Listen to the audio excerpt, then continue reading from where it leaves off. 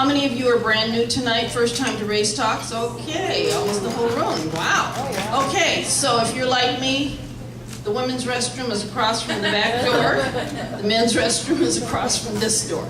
So, and order all the food and drinks you want. McMenamins loves you.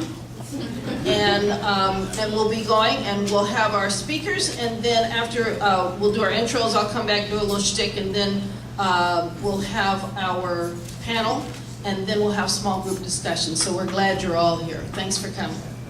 I'm Donna. I am the founder director of Race Talks, and we're really excited to see you here. I just wanted to do quite kind of an introduction about what Race Talks is about. We're doing this for newcomers. We're excited that you're here. Race Talks was started out of when I was asked to speak at a McMenamins History Pub, and the topic was urban renewal, urban removal. Anyway, in your brochure here, we have several things. You might want to take your brochure and look at it. Be flexible and fluid about the schedule. It does change. There's also the Jefferson High School. We have Race Talks the first week of the month at Jefferson High School. And if you're interested in being a part of a dialogue group, you can fill this out and leave this form. There should be a brown envelope on your table. Tear this off and leave it in the envelope, and we will get in touch with you about dialogue groups. We're working on those right now. If you turn to the other side of the brochure, there is, we have rules. We have the Race Talks ground rules. And really try to encourage people to follow these rules. And they're important that people feel safe being here. I've had people of color who have said, this is the first time I've ever told a white person how I really feel. And I've had white people who have said, this is the first time that I was able to talk about race and not worry about putting my foot in my mouth. I feel safe to talk. I feel safe that I will be accepted and I won't be beat up for saying or asking what seems like an obviously stupid question. So that's really important. So what we encourage people to do is to listen to each other with curiosity, respect differences, agree to disagree. You don't have to agree with everything somebody says. You can agree that that's their opinion. I don't agree with Rush Limbaugh, but he has a right to state his opinion. Speak from the self and from the heart. It means when you're speaking, don't talk about, I know somebody who, either it's you and you were involved with the person, or, speak from your own experience, not someone else's. Respect confidentiality. Now, because you're involved in these discussions, you have a right to go out and share the discussion that happened at your table. But what we're asking you to do is, if you do share something that someone else has said, to not give their name, to not give their location. Contribute honestly and positively. That's all we can ask anybody to do. And assume positive intent. Even if somebody says something and you feel like you want to roll your eyes and say, how could you be so stupid? Assume that they really had best intentions when they said what they said. Be open to new ideas and relax and enjoy. One of the reasons that we have it here at McMenamins so that we can have food and drink. When I was thinking about how to put this together, the thing that I thought about was, wow, we need to have some place where people can drink and have food, because it's hard to be contentious over food, to get indigestion. So we want, hey, you guys laugh. Ooh, this is exciting. So we want you to relax. McMenamins is our sponsor, and we want to make sure that they are seeing some results with their cash register too. So just eat and drink yourself sick. Follow-up activities, just for fun. The follow-up activities, these are the things that we're trying to get people to do. One of the things that folks do a lot of times is they'll go to a lecture and they'll feel so good about the lecture, and then they go home and do the same things they've always done. And what we want folks to do is something different. Don't go home to your community where you don't know people of color or you don't know white people. Go home and get to know the people who are at your table. We have little cards, little colored cards at the table for those folks who say, well, I don't have a business card. So give people your number. Get together, have coffee. and it says, go out for, just for fun, go out and make friends with a person in your own ethnic group. I moved to an area in Portland that I had taught in, and there were kids of color, lots of kids of color at my school, so I just assumed there would be lots of people in the neighborhood who were of color, and boy was I wrong. And the folks who were there were not very friendly. Everybody was white, they weren't very friendly. I thought, gosh, these people aren't very friendly at all. So, of course, in my usual manner, after I'd been there a year, I got a couple of the neighbors that were friendly to help me throw one of those block parties. So we threw one of those. We passed out flyers, 4 blocks wide, 10 blocks long, and about 50 people came. And what amazed me is that some of those people had lived in that neighborhood for 28 years and didn't know each other. So what I'm inviting people to do is go make friends with someone in your own ethnic group. Let me ask a question. How many of you know the people on your block, 3 houses to your left, the 3 houses to your right, and 3 in front of you? Now, if you know 9 houses, and when I say know, meaning you know them, you've been in their house, you got their phone number, how many people know that? Look around the room. Go make friends with somebody in your neighborhood, okay? We got one person. Let's hear it for Susie. Let's hear it for Susie. Susie does. How long have you lived there, Susie? 30 years. And I bet you there's some other people here who've lived in their home 30 years and don't know folks either. This is part of the thing. I remember when we were kids, you know, your parents never worried about you. We didn't have to come in until it was dark. Because wherever we were with people we knew. So get to know your neighbors. Talk to the people who are around you. And when you do, don't discuss race. If it's a person of color, or if you're a person of color and it's a white person, don't talk about race. Just talk about what you have in common, you know? Things like, gee, that's a nice shirt you have on. Or you just never know where it's going to lead in a discussion. You never know what you'll find out from people when you talk to them. You might develop a relationship from it. So, and the question is, how many people of color, if you are white, and how many white people and people of other ethnicities are on your speed dial? Now, what I call speed dial is those are your people that you call up and say, hey, I just got a promotion, let's go have a drink. Hey, me and the boyfriend broke up, need to talk. You know, those people you call at 3 o'clock in the morning. You say, who can I call and talk to? How many people from different ethnic groups are on your speed dial? And if they're not, the question is, why not? There are a couple of premises that we have here at Race Talks, and there's a great book that I'd love for you to read. It's called Courageous Conversations in Race. It is a part of the foundation that I used in helping to put together Race Talks. And one of the things that they talk about in Courageous Conversations in Race is that we make the assumption, we do talk about race, and white is a race, and we make the assumption that white people have privilege. And a lot of white people would say, I don't have privilege, I work my butt off. Well, yes, you do work your butt off. But what you don't know is that people of color work harder, and they have to. And to help you kind of understand that, think of yourself as a fish. You wouldn't ask a fish, how's the water? Fish don't even know they're in water. Just like white people don't know that they have privilege. But I'm a fish too. But somebody threw me on the dock. And every so often I get to jump in the water. When I get a degree or I get a promotion or something great happens, I get to jump in the water and I'm like, wow, is this what it feels like? This is great, I'm loving this. And then next thing I know, somebody snatches me out and throws me back up on the dock, and I'm up there gasping for air. So it's not that white people don't work hard, because they do. And one of the things that really happens is that I think of life as being like a 100-meter race, and poor white people start at 0 at the starting line, all the way up to the Rothschilds who start at 97. Those are the people who sold arms during World War II to both sides, to the Axis and the Allies, so they were making theirs no matter who. So people have different levels of privilege that they get to exercise. People of color start back behind that starting line. back to African Americans who are back at minus 50, and you say, why African Americans back at minus 50? Well, we're back at minus 50 because we're the most maligned group here in the United States. And if you stop and think about it, I mean, think about it. So anyway, and when we're back there, we're blindfolded, one leg tied behind us carrying a piano, and the gun goes off.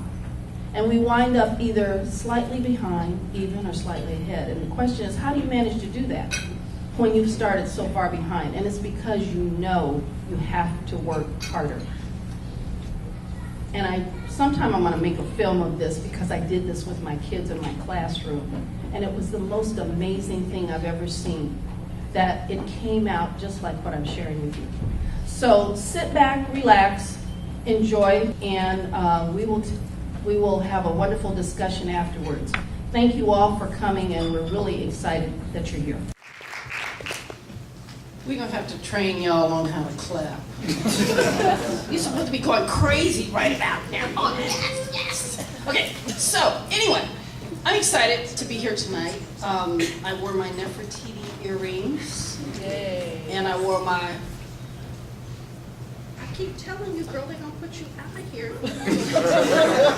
I threw a tantrum one time and I was running all over the place and they put me out. We do not want you to have to be put out, okay? So you got to go sit back with your friend. Okay.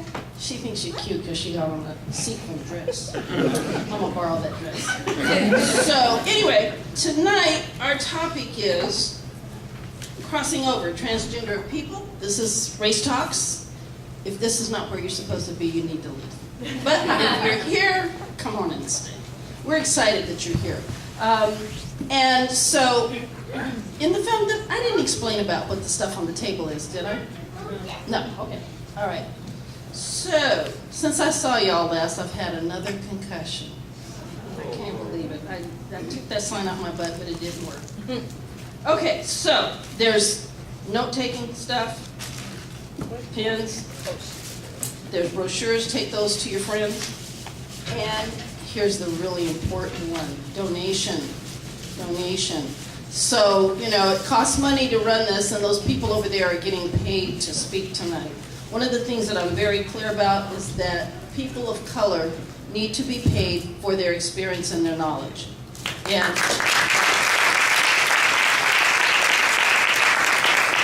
I'm the only fool I know that's been doing this for 7 years and didn't get paid. So I'm working on grants so I can get a salary. But my goodwill is stopping after this year. So also in here are, you know how people say, I would give you my number, but I don't have a card? How many of you brought a card tonight? Oh, about a handful. That's okay, because we got one for you. This is your business card. You have no excuses. So be eyeballing somebody across the room because we're going to have a drawing afterwards. We have a $25 gift certificate, and so this is your chance. I have to remember to use the right words because you guys mean different things than us from my generation. Okay, so you're going to be looking to see if there is someone that looks interesting that you would like to get to know better. And so it's not anybody that you know, and preferably it will be a person of a different ethnicity. So, and I'm looking out here at the crowd tonight. You're going to have somebody white. Some of you are going to have somebody white that you hook up with. That's the wrong word. I'm sorry, that's not the right word. That you connect with. Thank you. See, hookup means something else to my generation than you guys. So anyway, okay, so this is our program tonight. Next time is called The Beloved Community, Living by Dr. King's Legacy. We're going to have a lot of people from interfaith communities that are going to be speaking and talking about what the beloved community is about and encouraging you to form your own beloved community. Okay, so I told you the drawing, I told you all the stuff in there. Is there anything else I should tell you? Oh, my Nefertiti earrings. I forgot to tell you why I was doing that. How many saw that foolishness this week? I saw. Okay, so for those of you who didn't know, they just unveiled on the Today Show. You know, Hoda, well, I forget Hoda's last name, but she's Hoda's from Egypt. So they unveiled this picture, this bust of Nefertiti. And she had the headpiece on like my earrings have, except she was white. And so I just started laughing because there's no way in hell that there's anybody white in Egypt. Even people from Europe are not white in Egypt. How many of you have been to the Middle East? There is no way you can be in that weather and be white. I was there a month and I came home a crispy critter. I'm telling you, I had not seen that shade of dark before. So, I mean, and I wasn't even trying to be in the sun. So there's no way you could be white in Egypt. You're going to be beige at least. Beige. So it was just too funny. So anyway, I thought I'd wear my earrings for y'all and my colors since this is Black History Month. Black folks get a month. And see, I even made Alexxis come be on the panel so we could have a little representation this month. So I'm excited about this. I think this is so important. We're going to start off with Alexxis, who is going to talk about some of the statistics and some of the things that come up for transgender people and for transgender people of color. I don't know if you realize, but transgender African American females are the most endangered of all the LGBTQ community. And I was really excited about this because I don't know if this person is here. I spoke to a mother recently who said, I'm going to bring my daughter. She's thinking about transitioning. And so I'm very excited. So please feel free after they speak, if you need to talk to them, that they will be available to talk to you. And you know, these are important things, and I wanted to take you on a guide. That's what I knew I wanted to do. I want you guys to all do a guided daydream with me. So I want everybody to close your eyes and relax, and breathe in deeply, and breathe out. I want you to just think about, go to the place that you like to go to relax. Is it the ocean with the cool breeze and the mist flowing over you? Or is it to go to the mountains and breathe the rarefied air up there, where it just feels like you feel so peaceful and so calm? And you are, because the negative ion has been taken out of the air. And so you're not on edge, you're relaxed. You feel like yourself. You breathe in deeply and take in cool, crisp oxygen that's there. And when you get ready to leave, you get to go home and feel revived. You get to go home and feel like a new person. And I want you to think about this, that people who are transgender, who know from a young age that they are in the wrong body, they never get to feel the peace that you're feeling at this moment right now. And so we're having this talk tonight in order to try to help people who need our support to feel more at home and more welcome and more accepted. So think about that. That's a heavy thing. Thank you.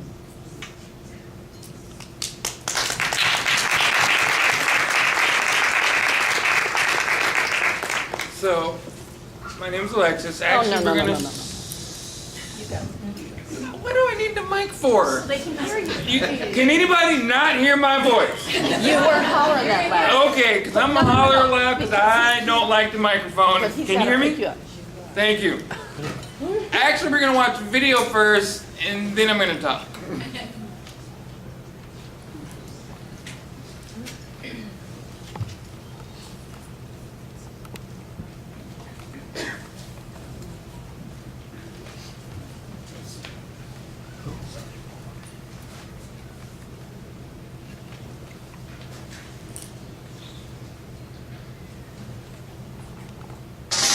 Lady Dating Figueroa Aditi, performance artist, goddess, ancient jazz priestess of Mother Africa.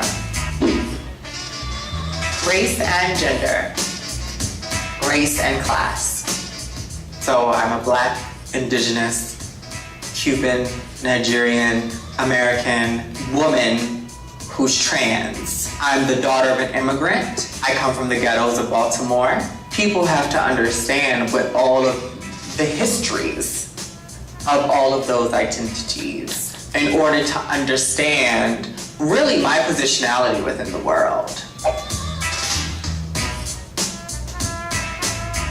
There are poor Black people, there are rich Black people, there are Black cis women, there are Black trans women. And so intersectionality is telling us that we have to discuss race in particular, right? Like, because that's the topic that I'm using. Like, if we're talking about race, then we have to talk about it in its full scope.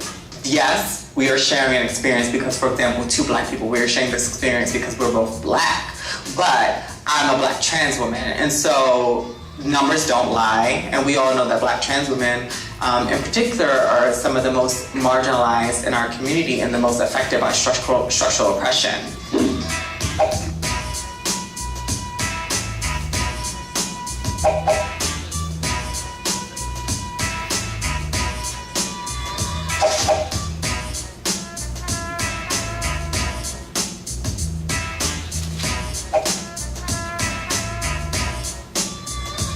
There's this concept that we are all given the same opportunities, but it's not true.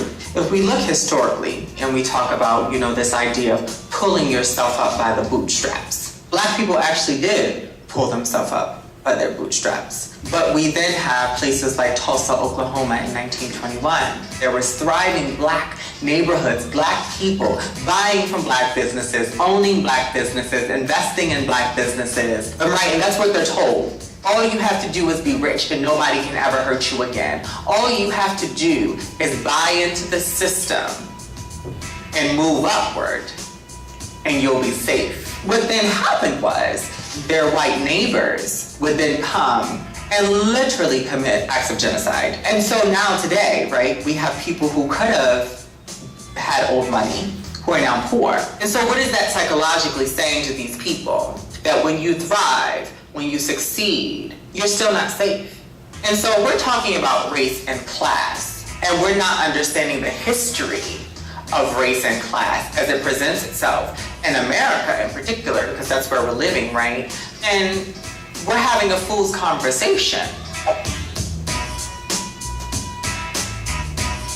If someone comes to me and they say to me, you are creating differences, I would say, no, that's actually not true. Because in my indigenous cultures, people who were different were still essential to society. Within European cultures, particularly within the rise of patriarchy and the way that it manifests through religion, is that differences, little by little, were no longer celebrated and they were stamped out. And the one thing that structural oppression gives us, that we should all aspire to, generally is of a cis, het, white man.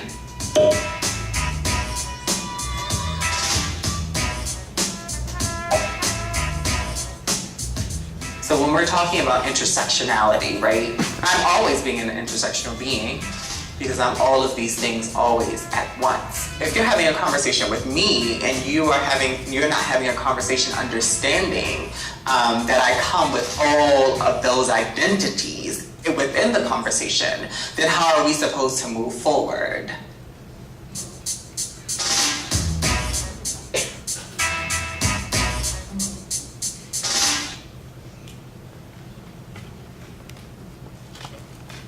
Okay. So if you start to record, you can't hear me, just let me know. I don't like using the mic, so I'll probably talk a little bit louder. I don't know if you caught most of the statistics on there. I'm actually going to go over a few of those again. Once again, my name is Alexxis. Black, transgender, and gender non-conforming people often live in extreme poverty, with 34% reporting household income of $10,000 a year. You can't live off of that. Nobody can live off of that. That's over twice the rate for all transgender people, and 8 times that of the general population. That's ridiculous. Black, transgender, and gender non-conforming people are affected by HIV at a 20% higher rate than those.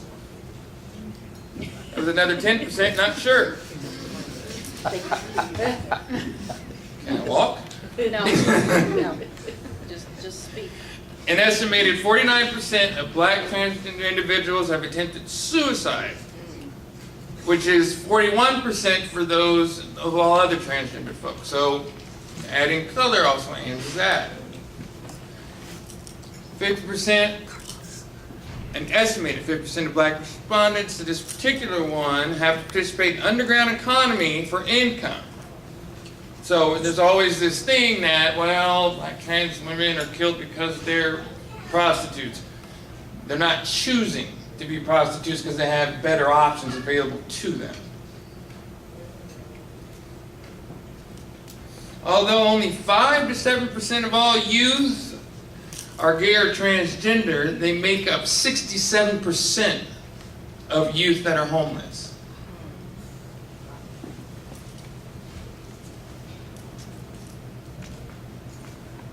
Oregon's population currently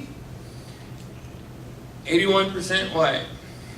Their current population of trans folks, 74% white. Current population of trans people of color, particularly black people in Oregon right now, 2%. So, I live in a world where very few people like me, or like me, not like me. A lot of people like me. Very few people like me, you know. And so, I wanted to start out with that, mainly because it gives us a better understanding of how transgender women, particularly trans black women, are marginalized to the rate in which they are, and to the levels in which they are. Prior to 2011, they didn't even track transgender women getting killed. Prior to that, if you're lucky, you might be able to find 3 a year, which I find hard to believe, that even back then only 3 a year, but since 2015, we've gone from 15 a year up to 28 last year.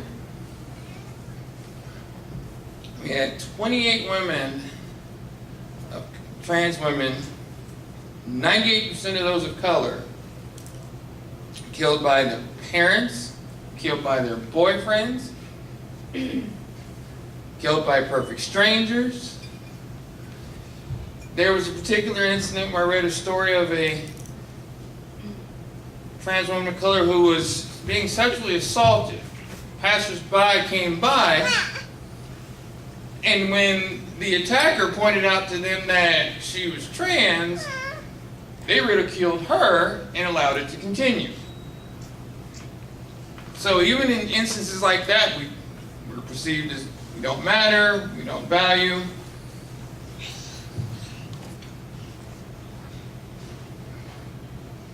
Sorry about that. But the issue behind this isn't just trans women of color being dealt with racism, because we're dealing with some sort of issue from every part of this. Because we get it from people that are not black because we're black. We get it from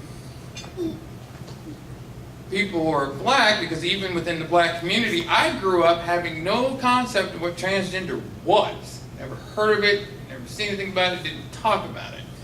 And the concept is, if you're a black male, you better present strong. Sure as hell not going to present feminine. And there sure wasn't anybody to talk to about this.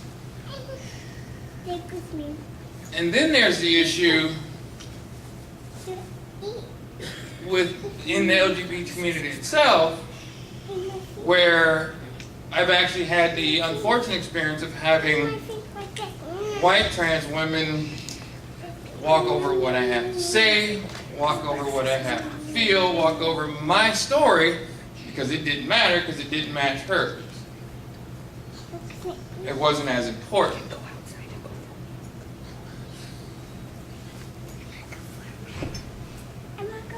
There was about 6 months ago, does anybody here listen to radio, 96 point something or other here? There's a radio show that comes in that called The Breakfast Club. Anybody hear that? Okay. Problem is, it's based in New York. Now this group of, just so I can lead us forward, I'm not going to give the names, actually had Janet Mock on their show, who is a wonderful trans woman of color, who's written a couple books, both of which I've read a couple times. I would advise everybody to read them. So they had her on the show and gave her a chance to speak.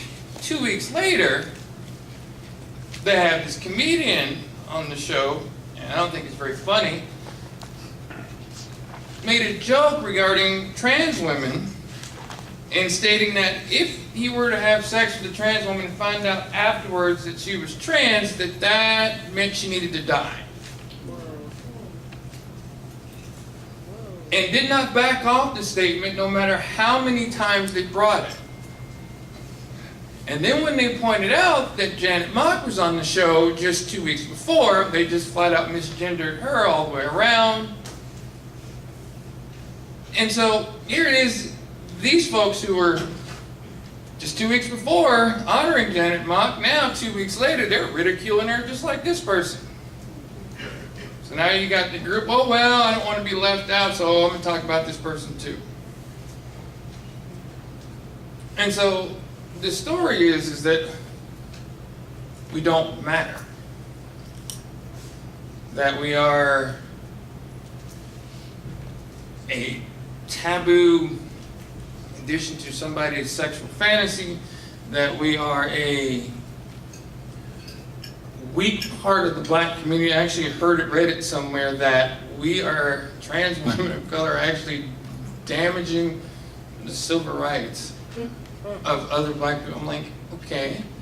But I also saw stuff that's saying that there are folks within the LGBT community who are also saying that trans people of color are taking their fire because we can't get our stuff heard because they're taking all the publicity.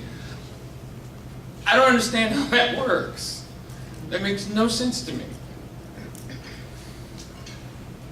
And so, what I found frustrating in most of these things, and most of those statistics you can find, because there's several, and in the last 3 years they finally started doing some studies. The problem is very little of it has to do with trans people of color. The long-standing issue is that we don't have a place to go anyway. Where are we going to go? Who are we going to go talk to? Where's a safe place for us to go? Because even in a place where we're supposed to be able to go and there's a support group, we're not on the support end of that. So, anyway, does anybody have any questions? Okay, so I'm actually going to go a little bit more about me. Oh, go ahead, please. So, okay, so should we wait? Wait, yeah. We can Why wait. don't- we'll I'm do gonna talk a little questions about at me, the though. end. Talk about you. Okay. We'll do some Q&A at the end. All right, great. So a little about me. So why most of this information is relevant to me. I grew up in Portland, some 45 years ago now. Honestly, if I had to say when did I know, couldn't tell you. Because I didn't know anybody who was. Didn't know what it meant, didn't know what it was. Knew I was different, but what that meant was anybody's guess. So I played the role, did what I was supposed to do. I had older brothers, I had cousins, they were boys, and so you better be macho, you better be masculine, but I was the one that was picked on all the time because it was easy to make me cry. So I toughened up, did my thing, played sports, got through high school, and still felt out of place. Would float from one group of friends to another. And the friendships didn't go bad. I was just, okay, well, I'm going to hang out with the goth folks and see how that works out for me. And that didn't work. So I'm going to go hang out with the jocks. That never worked. And so I found that a large circle of my friends were always women. Always. It was just a comfortable place for me to be. Then I got to be that sweet guy that they all came and talked to, but nobody dated. So, but I still knew something wasn't up, and I was very angry by the time my senior year rolled around. Didn't know what was wrong, still hadn't figured it out yet. The most I'd actually heard was the term, I knew what gay and lesbian was at that point, but that is it. So fast forward quite a bit, 2 marriages, 4 kids, police department job, court job, every male position I could find, I tried to get into because that's what was expected. And so I started going to see a therapist for pain and spinal surgery and had pain, so I started seeing this therapist, and I'm still not even sure how it came to that, but after 6 months of seeing this therapist, I figured it out. Because here was a person who actually helped walk me down this path, didn't lead, didn't point, just helped me walk, and figure it out on my own. And I wasn't seeing him about being trans at all. I was there to deal with stress. When the stress went away, back didn't hurt as much. I've transitioned and haven't been on a narcotic pain medication for 3 years, so apparently it worked. So, figured that out. Of course, tried to transition in the job that I had at the time, and well, that wasn't going to happen. It was bad enough. No, it was at that time the only black male, and use that term loosely, working for the court at the time. And then have that person show up in a suit and tie dress and then have makeup on was not going to work, at least not for them. And so somehow, in some way, they managed to figure out a way to fire me, which actually turned out to be the best thing for me. As much as I hated it, I needed to quit that job 10 years before I got fired on it. And the other issue was, I don't know that I would have transitioned the way I needed to. Because I wouldn't have been able to do it within that group of people who were obviously going to be toxic to anything that I did. So I took a year and a half off. Of course, I had to use retirement I saved up after 15 years, but it became necessary and well worth it. So I am currently a domestic violence advocate with Bradley Engel. Started that. Used to work for, Janus Youth Programs as a case manager for their first LGBTQ transitional home for kids coming out of Oregon Youth Authority. First and only one in Northwest of its kind. Great place to be comfortable. I mean, still dealing with kids, but it was great to work there. I just needed to change. So that's the short version. Thank you.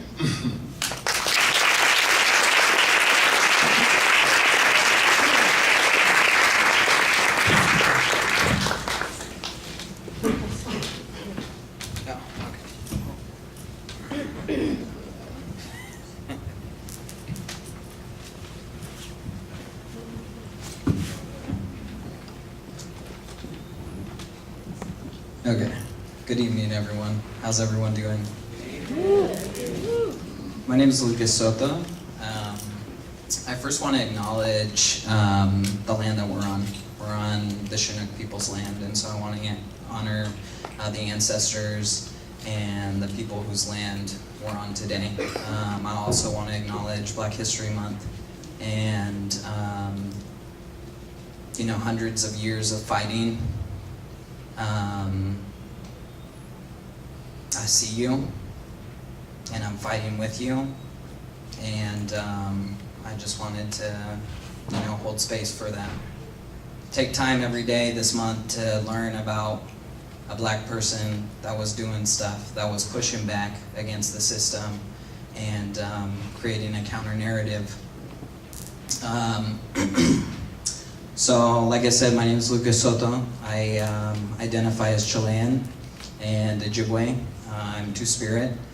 And I'll just preface by saying I was a little bit uncomfortable coming and speaking on a panel for trans people of color because my skin is really light. But I'm going to explain to you a little bit about my positionality, and I think it'll make sense as to why I come and do these kind of things, and why I think it's important that we tell our stories and we share them with one another. I also want to push back on the notion that I was born in the wrong body. I wasn't. I was born in the body that I was supposed to be born in, and I'm proud of my body. I live in a system and I live in a world that tells me that I should be ashamed of my body, that I should be ashamed of who I am, And I'll tell you right now, there's nothing wrong with my body, and I don't need to change it to make you feel comfortable.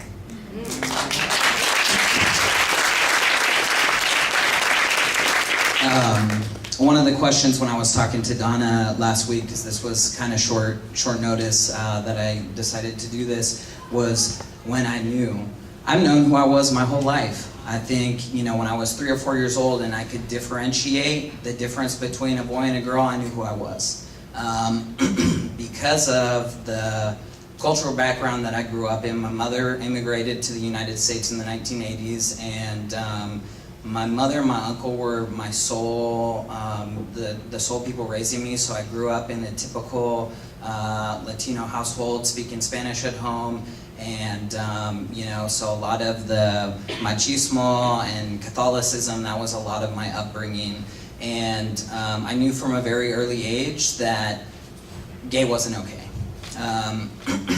So I was just trying to live my life as a child, and you know, I would get feedback that what I was doing was not okay, that it wasn't appropriate, and that there were certain ways that I was supposed to be and how I was supposed to act in the world, and when I would do things that was my authentic, true self, I got shunned. So I learned from a very early age that the world was not a safe place for me to be in. I learned from a very early age that I couldn't trust authorities. My dad was addicted to cocaine, IV drug user, extremely abusive, so I grew up with domestic violence in the home. So, you know, for the majority of my life, I experienced emotional, verbal, physical, and sexual abuse on lots of different levels. And so that created, you know, a dynamic where I was very against authority, and I knew that I just needed to grow up so that people would stop hurting me.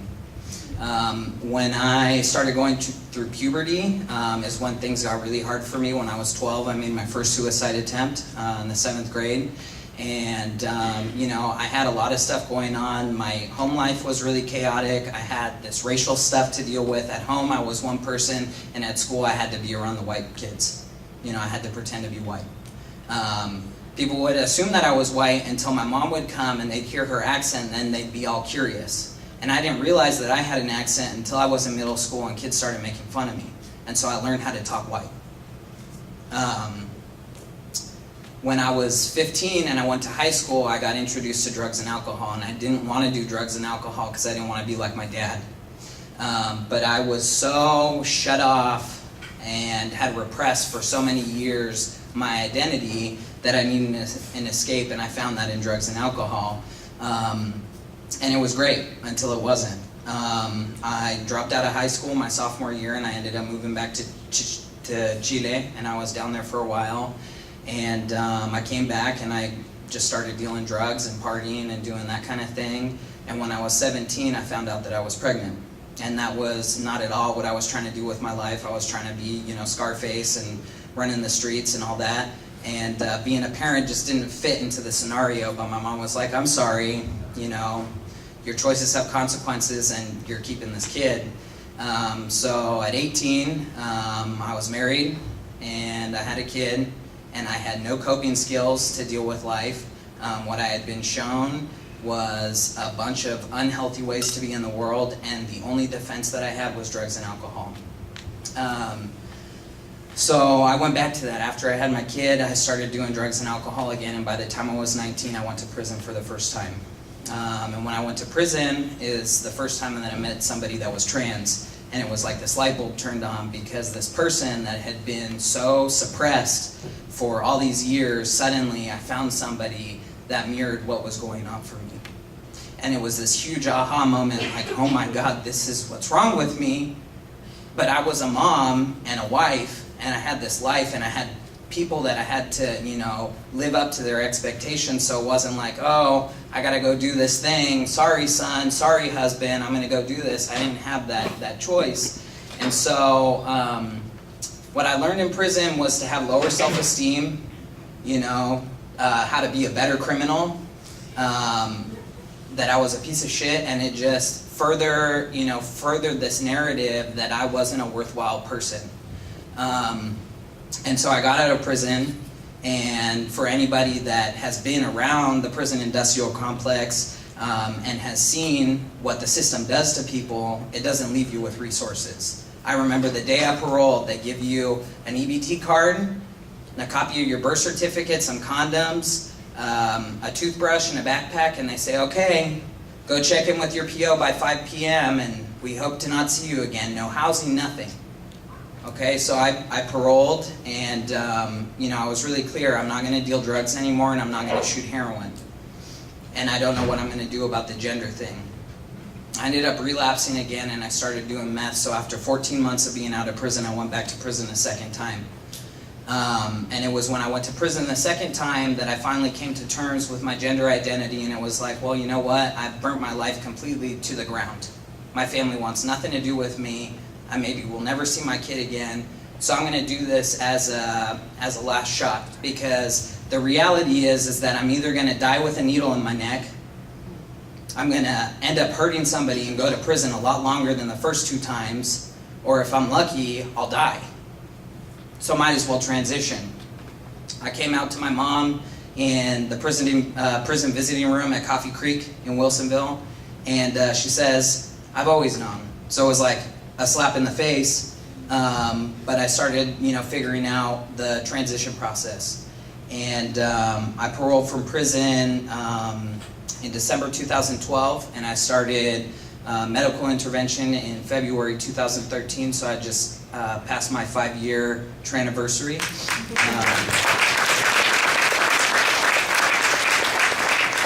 And that's really, for me, that's where my life started. When I started making decisions that aligned with what I wanted and how I saw myself, and I stopped giving a shit about what you thought, my life started getting better. And so I made this decision to transition, and I was still married. So my husband, who was in the military, came, and we did the divorce, and that's when things really solidified that, I was walking away from a life that I didn't choose, that I didn't want,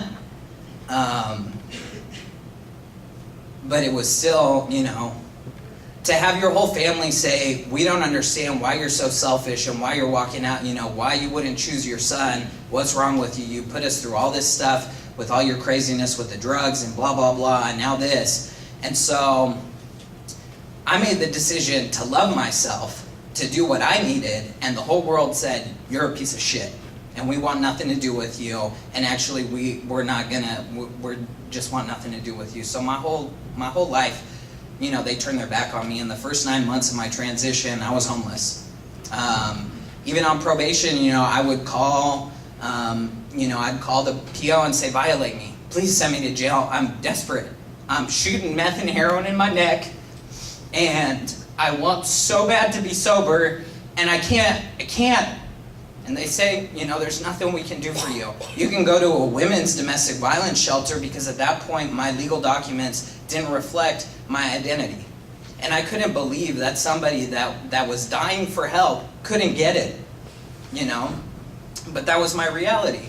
So the first 9 months, I was completely out of my mind, trying to get resources, trying to figure out how to step into an identity. They don't give you an FAQ. They don't say, this is what's going to happen when you transition. You got to figure out how to be a man, figure out how to go to the bathroom and do all this stuff, and hopefully somebody doesn't figure out who you are and murder you.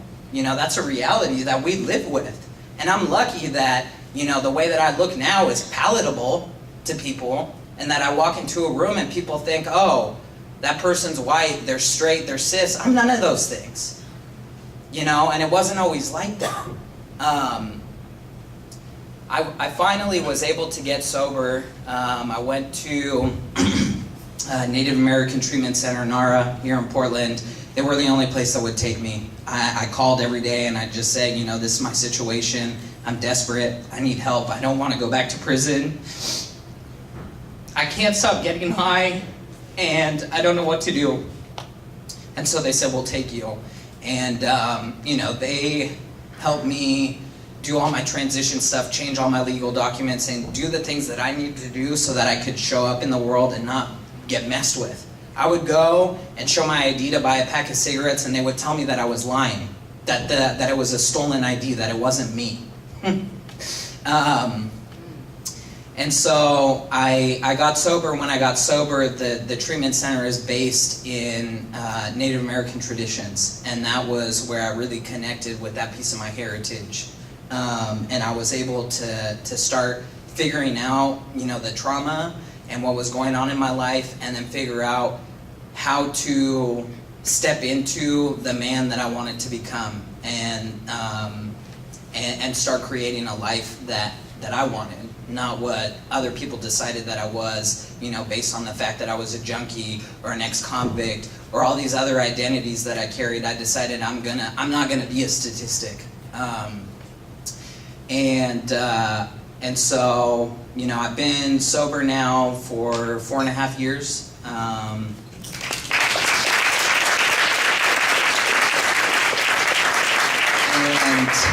And for me, the reason why I came and did this talk was specifically to touch on identifying as a two-spirit individual and what that means. And for me, it has to do with my spirituality, with my culture, with my tradition, with not only doing the work for me, but healing those ancestral wounds, that intergenerational trauma that other folks of color that are in this room understand. That we get to do the work, we have the choice to do the work that our ancestors died trying to do and were not able to do. And that's a big piece of what being two-spirit is to me, is the role that I play, within my community, and the things that I do that cannot be defined by the bounds of gender. I'm not, if it boils down, my ID, all my documents say male, and I use, he, him pronouns and all that stuff. But the way that I relate to people, I carried a child in me for 9 months. I will, I can't take that experience away. And how blessed am I to be a man, to be able to relate to a woman in that way, and to have that experience. That's the kind of medicine that I walk with as a two-spirit person, is being able to code switch and to be able to understand, the experiences that women go through. Because I'm not a woman, but I remember what it's like to be objectified, to be sexualized, to be talked down, to be silenced, And so that's the stuff that I take into spaces, because people perceive me as this.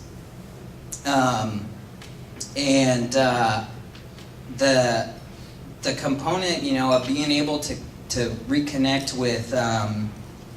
with my cultural identity as a Native man has just propelled me and put me in a position where I can come and have talks like this, where I can, tell people, what's really going on, and that I can hold that space for the next generations. A lot of what I do a lot of ceremonies. I do, Sweat Lodge and Sundance and that kind of thing. I'm affiliated with the Portland Two-Spirit Society, as well as the Northwest Two-Spirit Society up in Seattle, and then the Montana Two-Spirit Society.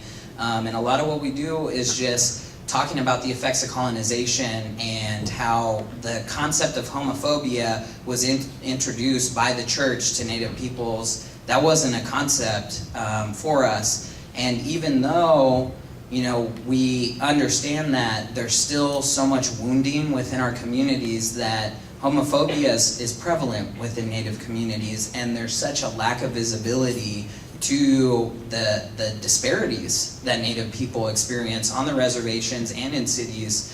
And there's a lot of crossover, and that was part of the reason why I wanted to show that first video, because it talks on the importance of racial justice and trans justice. They're so interconnected. And let's see, so the last few years of my life, I've been doing a lot of advocacy stuff. I decided to go back to school. I'm a student now at Lewis and Clark College, and it's been a wonderful opportunity. And every day I don't know if I'm going to be able to stay there because I can't afford it. The statistic of trans people making under $10,000 a year. The last few years I've made under. I think I made like $7,500 this last year. So.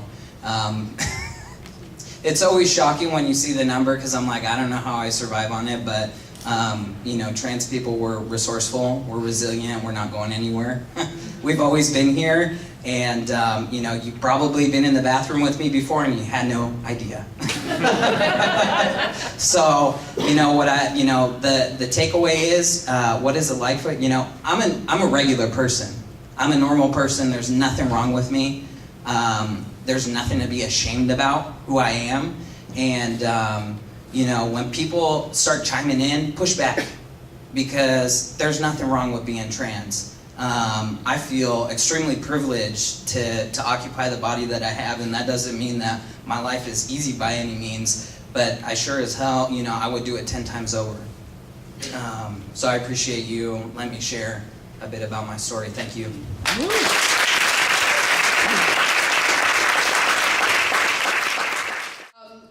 Adem said something that's not quite true. When I first saw Adem, and we had a conversation, we were part of a workshop that was called Reclaiming My Time. And it was named after Auntie Maxine, as they like to call her. And so what was really interesting is that we had people of color who the workshop was being focused on us. And so Adem was sitting at our table talking and running his mouth, and I'm looking at him, and my first thought was, white guy, pretty comfortable. And then I thought, yeah, and he's gay. Okay. And so then he started talking and shared first that he was trans, that he wasn't white, that he was indigenous Puerto Rican, and I'm like, I'm going to have to stop and just look at you and rethink everything that I thought about you before, because you are not who I thought you were. And that's okay. I'm cool with that. But you are not who I thought you were. And it was really wild because, you know, you don't realize that you've made decisions about what you think about people. And you find out that you have put people in a category. Now, Lucas, this was my first time to meet Lucas tonight. We talked on the phone. But when I looked at Alexxis, the only thing I could think of is, I know this child's people. I know her people. And I kept thinking about it, and you guys are going to die when you catch this. I went to kindergarten with Alexxis' dad. And his grandfather. Her grandfather was a member of our church.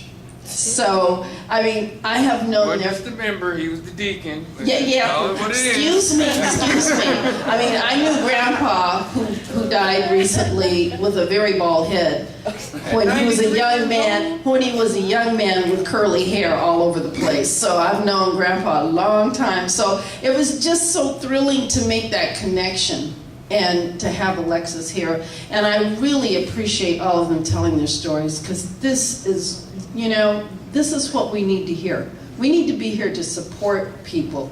We need to support each other. And I'd just like to give you all a hand. Thank you so much.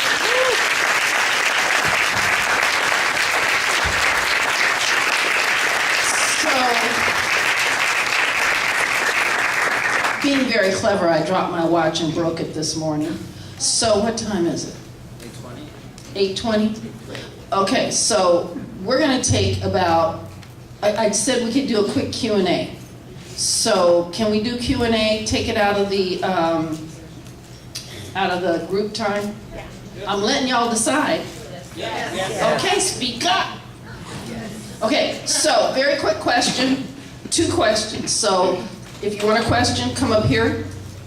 2 people, very quickly. Come on, Asha. Asha spoke in January. I ran up here so I could talk to you. Thank you. Thank you very much for sharing your stories. I feel like I learned a lot. I feel like my empathy grew a lot. So thank you. It's a quick question, and perhaps it's a silly one. I hope not. When there's a community that you would like to join, let's say it's any community, and it's named something like something women something, or something men something. There's a gender-specific nomenclature to the name of the community because people aren't thinking in terms of a more inclusive naming. Maybe it's an older community.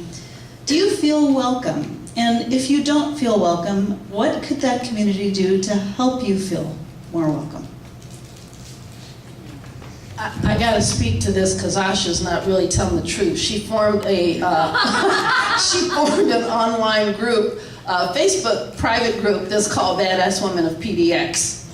And I'm really, yeah. But they're getting ready to change the name. She had asked that already. But what's so cool about this group is that there are 7,000 voices in that group, and there's some honorary men in the group too. But but they're going to change their name. So what will work for y'all? Wasn't that specific? In order to answer that question, I played soccer for the better part of 36 years and enjoyed it. I transitioned, I haven't played since. Because if I go play on a guy's team, then I'm gonna get to deal with that crap for the entire game. I go and I play on a women's team, which legally, according to my ID, I can do. Then I'm listed as the ringer, and the team I'm playing on is cheating.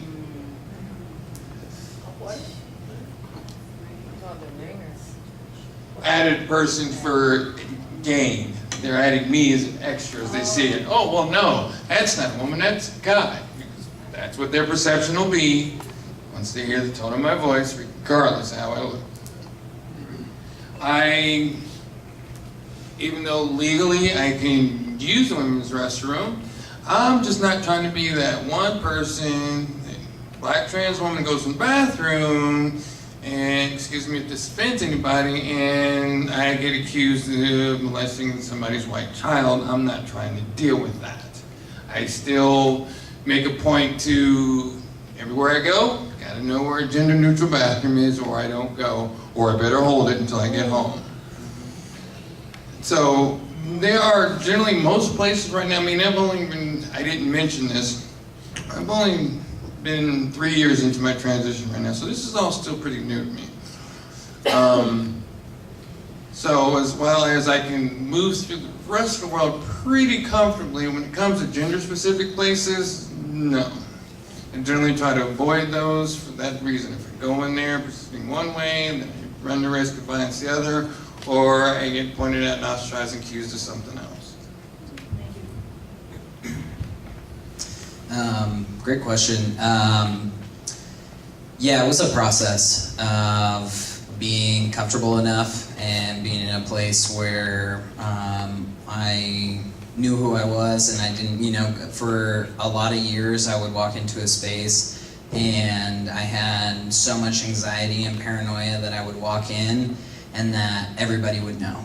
Everybody would know who I was, and that it was, that I was like pretending to be this person, and that it was like a dead giveaway.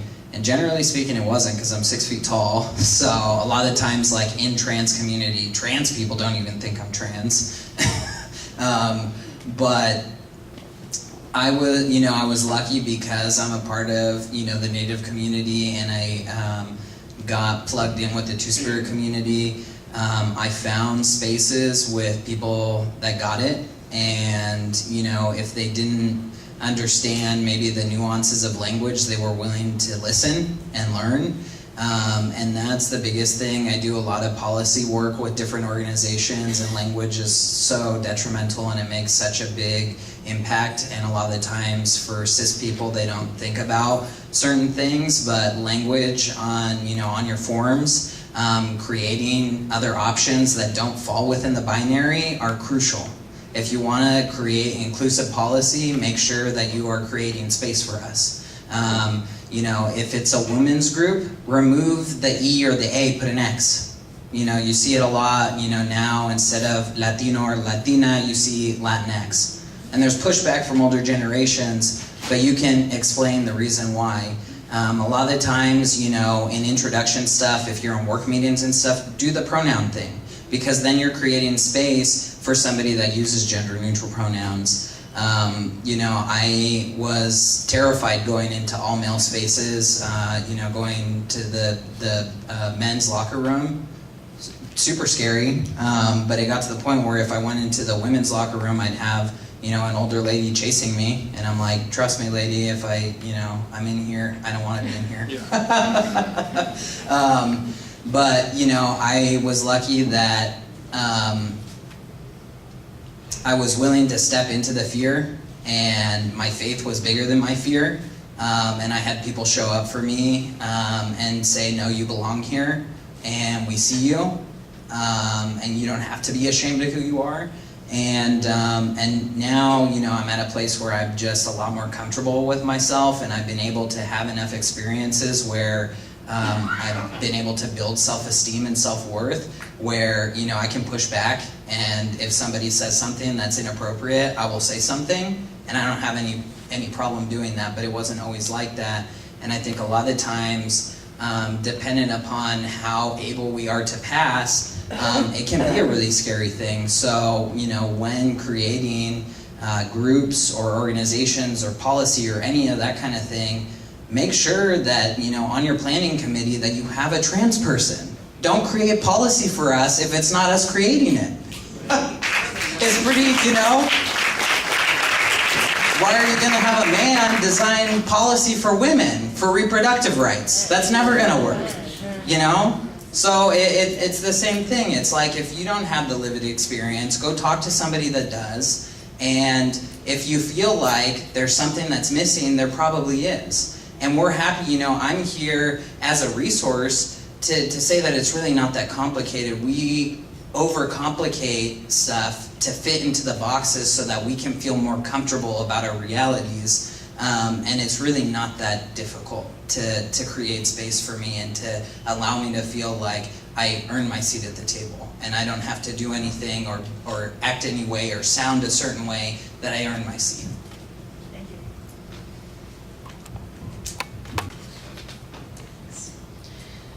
So, question about therapy. I heard you mention something about support groups. So, colleagues and I have been trying to figure out, how do we open the door to make our support groups and services, other services that are offered for the trans community, friendly, welcoming, open, inclusive of people of color. And we can't figure it out. And I've asked a lot of people this question, and I haven't heard. I mean, I've learned a lot being here at Race Talks over the years, to not assume that, you know, we're supposed to do that as white people. But when you say 2% in Oregon are trans people of color, then I'm thinking we're still on the right track trying to figure out how to be inclusive. What do you think? Honestly, the easiest way, ask them. Whoever it is that shows up, ask them. Because here's the issue. My personal issue with support groups. I went to a support group. Support, it was not. I got lucky and met absolutely one of the most wonderful individuals on the planet who helped me get through that. But other than that, it wasn't welcoming, because I was the only trans woman of color in the room. Because my story didn't include going from a position of privilege and go from white male to white female and have reduced privilege, I went from somebody who was already at reduced privilege and just went lower. You're not going to, you can't design a space for trans people of color to feel they have to be able to get in there and see what it is. You can put up all the right paintings and all the right pictures and say all the right things. That won't change the fact that if the people in that room, the other people who are supposed to be supporting, don't themselves take the opportunity to look. We all have these wonderful things. I'm going to borrow that for a second. Wonderful things. Google it. takes 2 seconds, and some of you faster because you're quick with these things. You have to look at it. You have to look at it from cultural competence is the best answer I can give you for that. Just simply understanding cultures in general. That way when somebody does come in that space, you're there. You're not going to find much culturally specific about trans women of color other than the fact that we die at an extremely high rate. You're not going to find much of that. But if you look and you just simply start with different cultures and their background, the things that they believe in, the things that you don't do. I had the HRC actually walk into a room after a Trans Day of Remembrance event that me and this wonderful individual over here worked on planning and tried to take ownership of it. So here it is, white-led organization, decided to hop on something that people of color worked on, and then when we called them to the table, first thing they did was, oh, well, here's some money to make up for it. Okay, did you really just walk into a room full of people of color and offer them money? This is not a slave trade. Don't ever do that. That bit of advice is free. So, my point being, you're going to have to do the work. It's going to have to take some stuff. You might mess it up. That's the good part, though. You mess it up and make mistakes, conversations happen. If you don't say anything, you avoid it because you don't want to screw it up. The same crap just keeps perpetuating.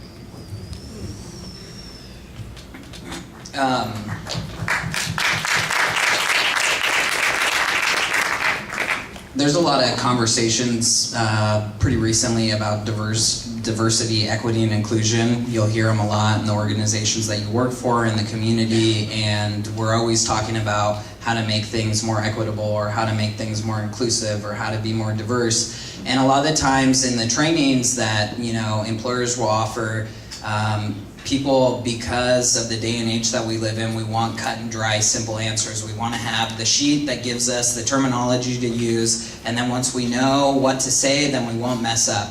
And I'm sorry to break it to you, but building cultural agility it's not something that you just get. You're never going to be an expert at race. You're never going to be an expert at being able to understand what somebody else is going through unless you're in relationship with them. So my best piece of advice to people that are like, I don't know how to create an inclusive space or how to invite people, it's like, well, maybe you should go out and build relationships with folks. Because when you're getting to know people and you're knowing their stories, you know their challenges, and you're with them, then you know how to support them. And you can talk about wanting to have a diverse and inclusive world, but if you are not dismantling and disrupting a very alive white supremacy that is killing us all, then nothing's going to change. And you can keep saying, well, I don't understand why this stuff is happening. It's because you're not pushing back and questioning stuff. So if you want to, learn how to understand it, I highly suggest reading books from Black radical feminist women, bell hooks. I'd highly recommend reading Critical Race Theory, Kimberly Crenshaw's work, Patricia Hill Collins.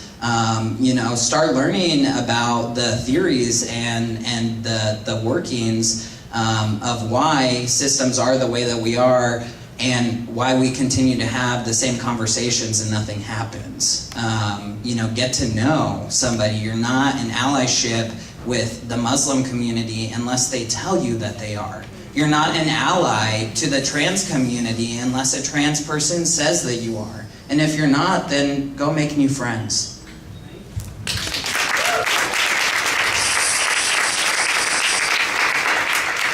Okay, there was something. Oh, I know what I was going to say. Thanks, concussion. Anyway, what I was going to say is, Lucas talked about some African American feminist writers talking about race. You have to work on being white too. So read some things by white folks. What's his name? Tim Wise. Tim Wise has some things that white people need to read. I just did a workshop yesterday with Dr. Robin DiAngelo. Lots of great information on how to overcome some of the things that you as white people have. Also, at the same time, those are great things for people of color to read. And if there's one thing that I have found putting on Race Talks is that I hear people of color say, oh, I don't need Race Talks, I already know all that stuff.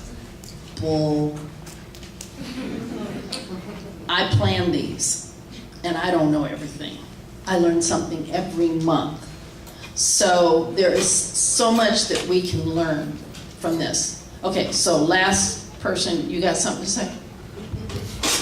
Amen.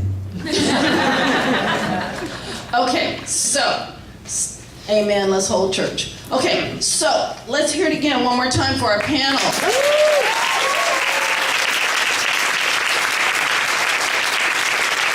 And if you look in front of you, I saw some people slip out. This is under threat of death. Fill out the evaluation before you go. There's a bunch of prodding questions in there that I don't really want to know the answer to, but people who could fund us want to know. And also on your table, please put in some money. We pay our speakers, and we need to have your contribution. And people say, well, I'm not quite sure how much to put in. Well, someone pointed out to me years ago that how they figured out how much to put in is that they figure out how much would it cost to go to a concert and be entertained for a few hours. And that's how much they put in. So, yes, ma'am. Can we pay by check, and if so, how? You write a check to Race Talks. And we also have, okay, Shayna, what do we have? PayPal, We have PayPal Venmo. and Venmo. And you can also go to Race Talks PDX, and there's a little thing on there that says donate. And so when you push the donate button, then you go down and it'll pull up a screen, and you can donate through PayPal or whatever there. I don't understand all of this, but do it. Okay. Venmo ID. What? Race Talks? PDX. Like $sign Race Talks. No, it's just Race Talks. And I think on PayPal it's Race Talks PDX. But there's also a donate button on the Race Talks website that will take you directly to PayPal. Okay. All y'all got that? Donate your whole paycheck. Okay, so on this paper, on the evaluation, on the back side are questions in yellow, and to guide our discussion today. And and there's directions for being your own facilitator. Are there any people who are my facilitators here today? Is there a facilitator at every table? So raise your hand high so I can see where you are. Okay, so there's 1, 1, 1, 1, 1. Okay, and if there's not a facilitator at your table, then someone, Harold, how come you didn't raise your hand? I did. I said Harold, not Jiro. Harold, don't make me call you out. Don't make me call you out. Okay, so Harold's going to be the facilitator at his table, I swear. And so, so we need people to decide that you're going to be the facilitator. And we're going to talk. What time did you say it is now? 8:40. It's 8:40, so we're going to talk till 9:15. We're going to, short discussion, running late, that's okay. McMinimans doesn't mind, just keep going and buying stuff. And so then we'll do our drawing at 9:15, okay? All right, go for it. Actually, real quick, I want to clarify something on one of these questions, particularly the first one, where it says, I slightly have an issue with the issue saying in your wrong body. If it makes you more comfortable, say wrong gender presentation, because body ain't going nowhere. It might change, but it ain't going nowhere. All right, thank you. And we all can learn something I just did. Thank you. All right, go for it. So I'm going to call you back to attention. The only reason we do have to go. McMinimans was going to be kind and say that we could stay here, but they got to pay their folks to stay overtime. So here's the deal. Thank you so much. Now, did you check people out across the room? What was it you said? What was the word you used? That you're going to look for somebody to do what now? Connect. Connect, that was the word, connect. I can't use my usual word, hookup. So you're gonna do a connect. So we are gonna come back in 7 minutes. I'm setting the timer. So let's go over how to do this one more time. So, Joe, come here.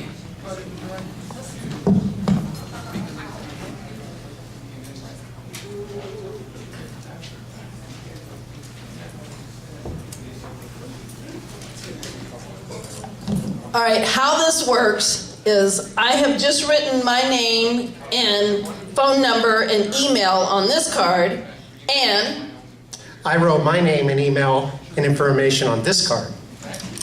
We exchanged. we exchanged. We keep them. And we keep these. I'm writing Donna, I'm writing Joe. and we're putting this in the basket for the drawing. So you need 3 of them. Now, this sounds really silly, except one time we had to draw 9 times in order to get a winner for the drawing because people kept putting the ones with their name and email on it in the basket. So I do not want to have to draw 9 times tonight. Here's the one with our name on it. It's going in there. So Miss Shana is going to come around with the little stripy bag and put your name, the 2 names only.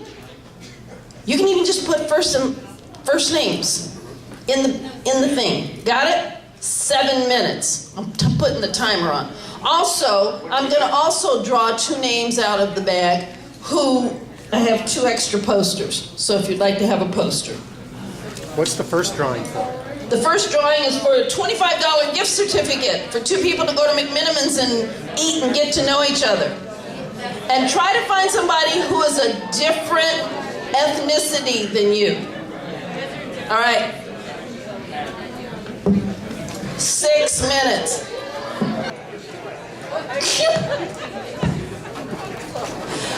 This is a riot. Okay. So, all right, the winners are. I think this was a fix. Shannon and Jessica. Shannon asked a question. I think it was a fix, personally. All right, here you go. Thank you. So smile for the camera, y'all, so they can see you. Come on up here and smile for the camera. Here they are. Woo! Okay. And now we have the drawing for the 2 posters. If you don't want the poster, then say you don't.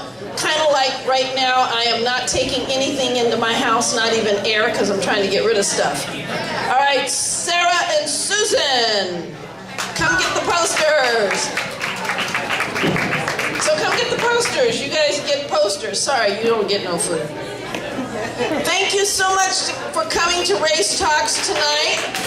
And let's hear it one more time for our speakers.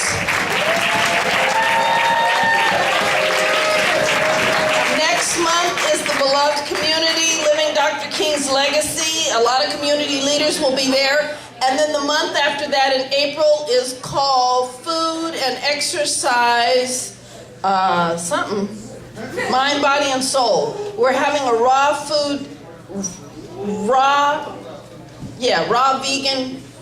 vegan food person and a naturopathic doctor who is also a exercise personal trainer. So they're going to come talk about food and healing your body and mind, body, and soul. All right, thank you so much. Good night. Remember to fill out your evaluation. And if you were the facilitator, collect all your stuff, put it in the envelope, that brown envelope, and you get a reward back there at the back table.